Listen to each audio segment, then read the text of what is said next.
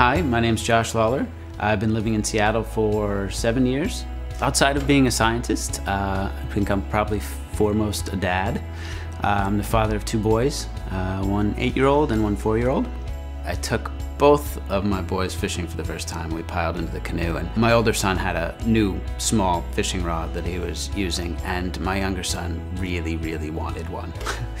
And so I grabbed a stick and tied a piece of fishing line to it, and sure enough, he was the first one to catch fish on his little stick and his little line. Yeah, I'd say climate change is important because it's gonna greatly alter our world. And so that's one of the reasons I'm drawn to the research I do.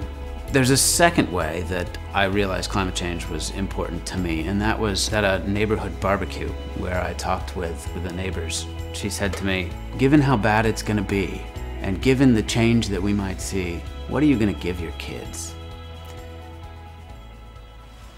And I hadn't thought of it really before. Like, I really hadn't thought of the impact. Like, I thought about the impact on plants and animals, and I thought about it scientifically, but I really hadn't thought about what it meant for my kids. And at that time, I only had one kid, but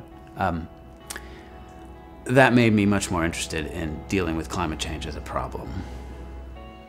So I think if we don't address climate change, and I don't actually think that's an option, I think we have to address climate change. But if we weren't to address climate change, I think our kids would look back at us in 40 or 50 years, and they'd ask us why. They'd ask us why we didn't. We have all the evidence we need. We know what the problem is. We know how big the problem is, and we know what the tools are to fix it. So if we get our act together and we address climate change, we do all we can, there'll still be some change, and there'll still be people that are affected. But the world will be in a much better place than if we don't.